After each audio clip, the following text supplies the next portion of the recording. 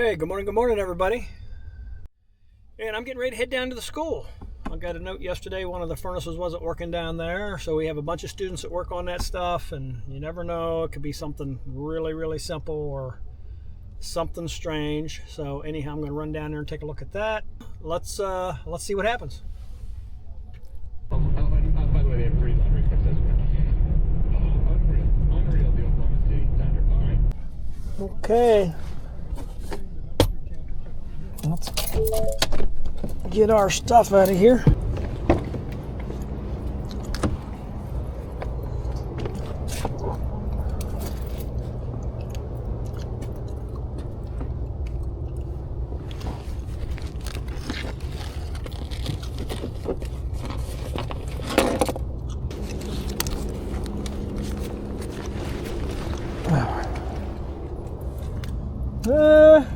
That's all I need, isn't it?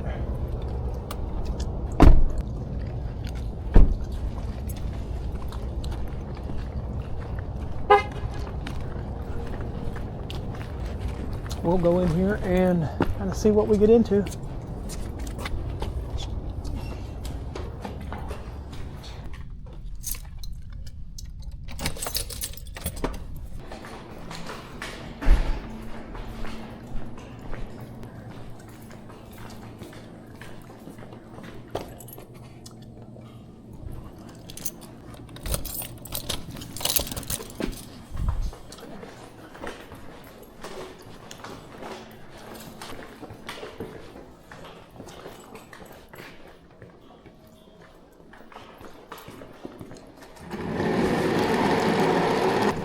All right, I think it's this one right here.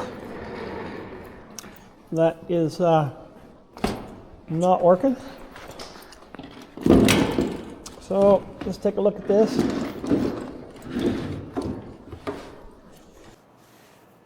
Okay, let's see what we get on the old ream.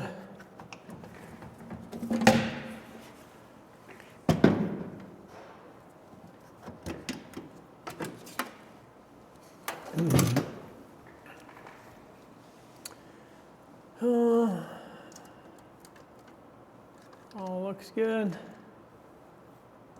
Oh, look at there. We got a pressure switch hose that's off. I'm hoping that's not it, but that is definitely off. Normally we have somebody down here, like I said, that can check these things out for all the simple stuff, but this time we didn't have it. Okay, I don't see anything there. Let's see.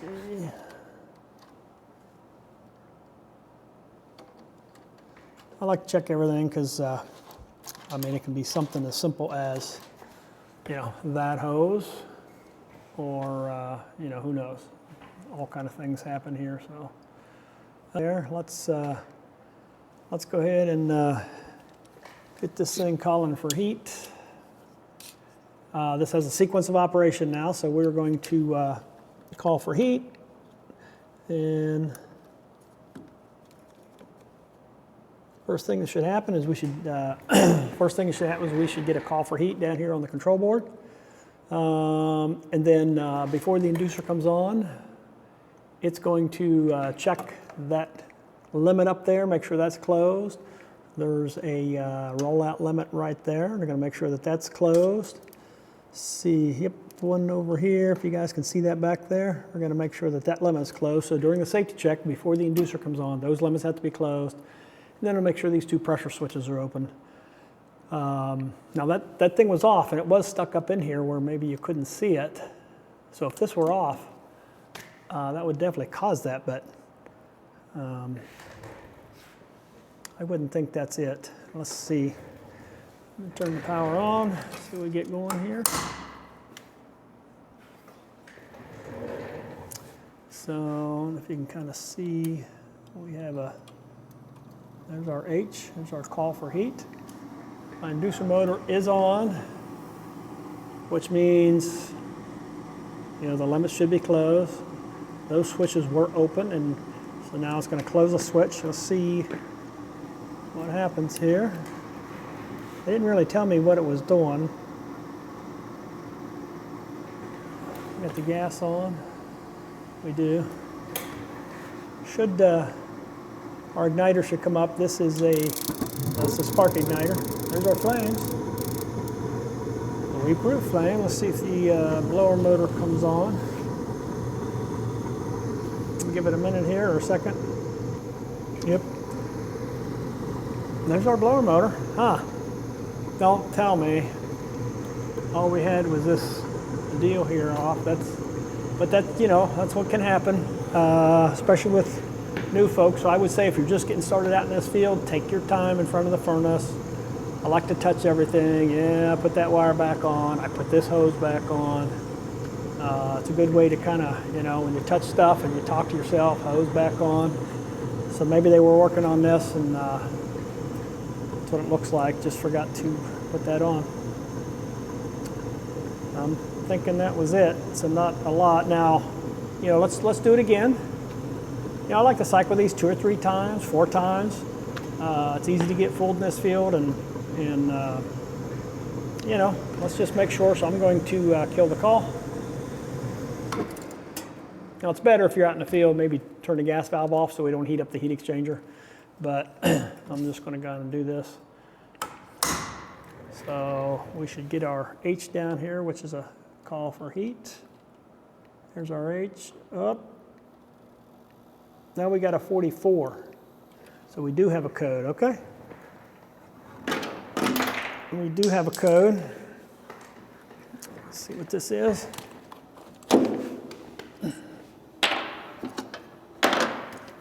So typically on your door, you can get a door, and we're going to find 44, low pressure switch. Okay. I'm going to use my meter. So basically it's saying that this switch right here, that's low pressure switch. So you have 0.3 to close that one, and you have 0.2 to close that one. And so I'm going to, so this is the low pressure, that's the high pressure switch. It's a 2-stage gas valve. So I'm going to check this pressure switch out using my ohm meter here. So what we'll do is we'll set this for ohms, and I like to set it for continuity. That's a continuity scale. That way I don't have to keep looking at it. The continuity scale, OL, all across the switch means it's open, and if you hear a tone, that means that's closed. So it says that our low pressure switch is closed without the inducer, so the inducer is not running. That should be open. I'm going to test the high pressure switch. That's OL. That means that one is open, and it should be open. This one should be open. Let's see what happens. It is closed. This switch is closed. The inducer motor is not running, so that is not supposed to be the case. So maybe they were, I guess maybe they were checking out the switch, but maybe it wasn't failing or whatever. I'm going to just draw on this real quick.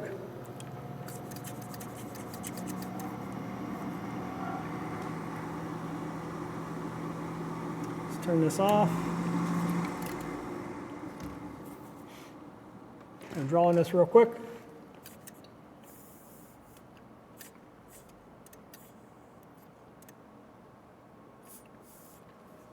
Okay, I can hear the switch operating. So one of the things you do is you draw on that switch and just see if